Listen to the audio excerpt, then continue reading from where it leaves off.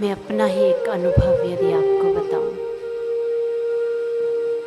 कि जब मैंने दीक्षा ली थी, मुझे मंत्र जप में बिल्कुल भी रुचि नहीं थी। माला करना तो एक बहुत बड़ी चीज लगती थी। एक दिन मेरी माँ ने कहा कि जब तक नियम पूरा नहीं करोगी तब तक भोजन नहीं मिलेगा। अब मैं माला लेके बैठी, लेकिन माला में कोई रुचि नहीं थी। तो गुरुदेव के श्री चित्र के सामने बैठकर रोना आ गया, जप के लिए नहीं कि भोजन नहीं मिल रहा था इसलिए। और रोते रोते वहीं सो गए। गुरुदेव आए इतने सुंदर रूप में, और गुरुदेव ने मुझे कहा कि चल मैं तुझे घुमाने ले चलता हूं। गुरुदेव बोले कि नहा धो के तैयार हो जा, चल घूमने चलते। फिर गुरुदेव ने मेरा एक हाथ पकड़ा और लेकर के गए। ऐसे अलौकिक दृश्य, ऐसे दिव्य लोक जो मैंने आज तक कभी नहीं देखे थे। फिर गुरुदेव ने कहा ये ब्रह्म लोक है, ब्रह्मा जी विराजमान थे। फिर उसके आगे ले गए गुरुदेव, बोले ये शिव लोक है। फिर उसके आगे ले गए, बोले ये विष्णु लोक है। उसके बाद गुरुदेव बोले कि चल मैं तुझे सरस्वती माँ के दरबार में ले चलता हूँ, उनसे तुझे ज्ञान दिलाऊंगा। जब वहां गए तो सरस्वती माँ का दरबार लगा था। सभी देवी देवता विराजमान थे। सरस्वती माँ एक ऊंचे सिंहासन पर बैठी थी। लेकिन जैसे ही गुरुदेव वहां पहुंचे, सभी देवी देवता खड़े हो गए। सरस्वती माँ ने अपना ऊंचा आसन छोड़ दिया और माँ ने अपना आसन गुरुदेव को दिया। तो गुरुदेव खड़े रहे।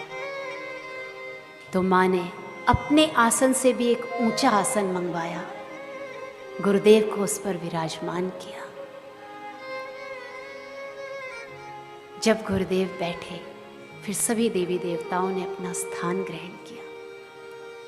और फिर गुरुदेव बोले कि सरस्वती जी, मैं इसे लेकर के आया हूँ, आप इसे ज्ञान दो। तो माँ हाथ जोड़कर गुरुदेव के सामने खड़ी हो गई और बोली कि गुरुदेव, आपके सामने मैं क्या ज्ञान दे सकती हूँ? जब आप हैं तो आप ही ज्ञान दीजिए। गुरुदेव ने प्रेम से निहारते हुए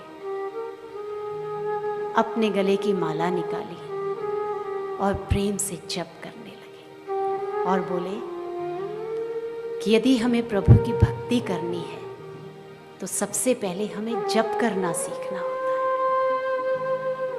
जब तक हम जप प्रेम से नहीं करेंगे तो प्रभु नाम में प्रीति कैसे होगी?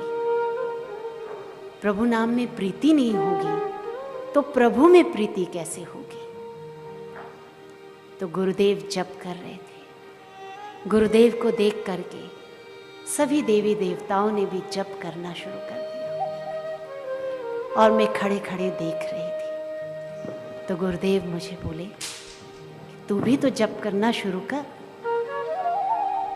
फिर मैंने भी अपनी माला ली और धीरे धीरे जप करना शुरू किया। ये पहला स्वप्न था गुरुदेव का जो मैंने देखा था।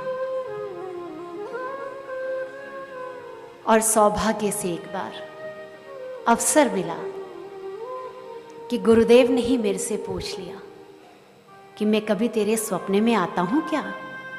तो मैंने कहा जी आते हैं। तो बापू बोले अच्छा, तो मुझे पहला स्वप्न सुना तो मैंने गुरुदेव को ये सारा स्वप्न सुनाया।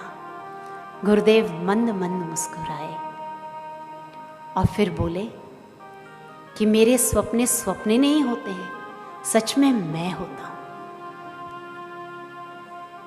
उस समय मेरी आंखें भर आई कि एक एक शिष्य के पीछे गुरुदेव कितनी मेहनत करते हैं। एक एक शिष्य को ऊपर उठाने के लिए गुरुदेव कितना समय देते हैं। आप सब जितने यहां बैठे हो, आप सबके पीछे भी गुरुदेव की मेहनत है, गुरुदेव का प्रेम है, गुरुदेव की कृपा है।